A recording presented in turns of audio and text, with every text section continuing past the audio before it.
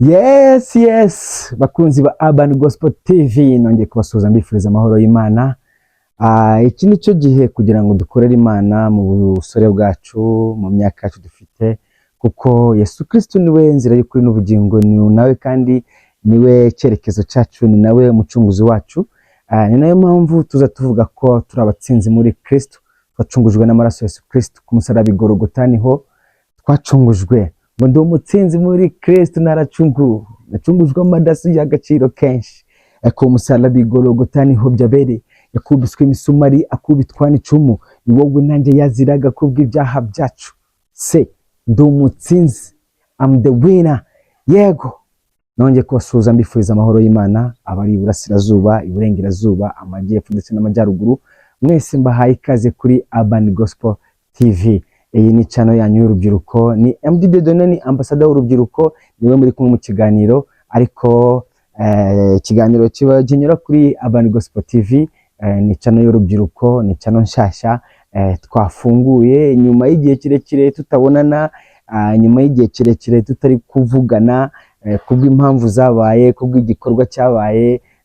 Ngira ngo abantu badaheruka kutubona, iyo ugiye kuri YouTube ukandikaho MD Dieudonné kuri ya channel mwe musanzwe mumenyereye, ntago ushobora kuyibona. Ni ibintu byatubayeho, natwe ntago tubizi uko byagenze, ariko igihe cyose mu bibi no mu byiza tugomba gushima Imana, kandi iyo twatangiye igikorwa nta mpamvu zo gusubira inyuma.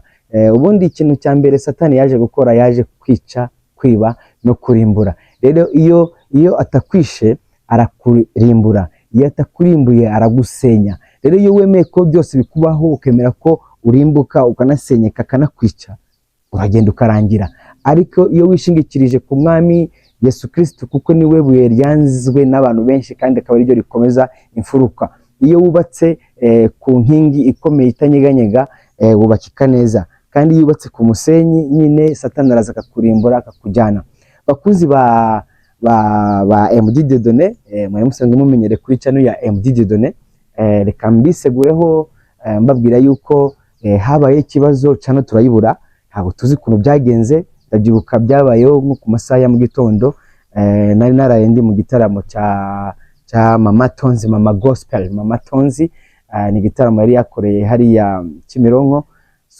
Njya mu gitaramo cye, nyuma ndi gupostinga amavideo. Nyuma yaho bukeye, usibye ko ibyabayeho byose ntabwo byaturutse ku gitaramo cya Tonzi, ahubwo nagiye kureba mu gitondo kugira ngo ndebe feedback y'ibyo naraye postinze, sanga YouTube channel yagiye. Hari igifunguzo kirekire n'amagambo menshi akubwira yuko YouTube channel yagiye itakiriho.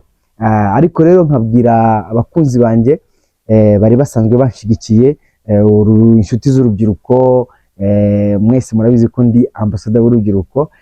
Ndababwira yuko ubu ngubu nongeye kugaruka. Mu kugaruka rero nagarutse ku yindi channel nshyashya twatangiye. Ngira ngo uramutse ugiye kuri YouTube ukandikaho Urban Gospel TV, wahita ubona yuko ari channel nshasha itangiye.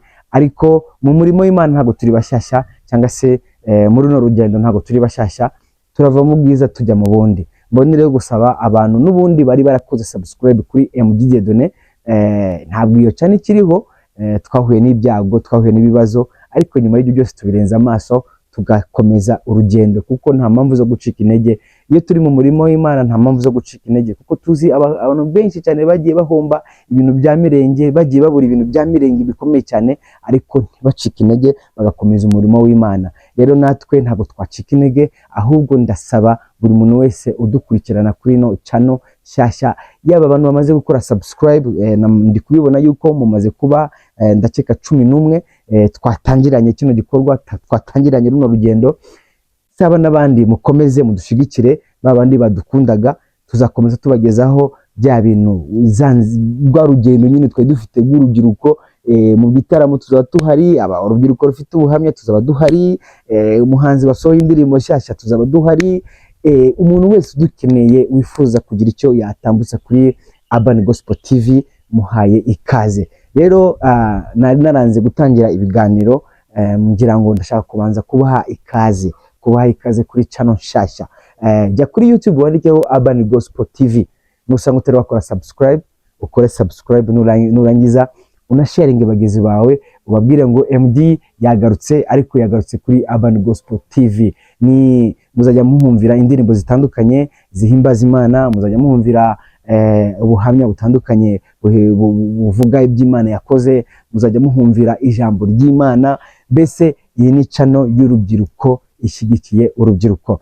Rero ntabatindiye, ndabasaba kugira ngo dutangirane ino channel tumeze neza, kandi tuzi yuko ibyabaye ibya mbere tugomba kubyirengagiza. Tuzi ko hari ibintu byinshi twahombye, ariko ntago tuzigera ducika intege. Hari umuhanzi waririmbye ngo atatukonde kama misumari, nywele zetu zitoke kichwani, hatuwezi kurudi nyuma.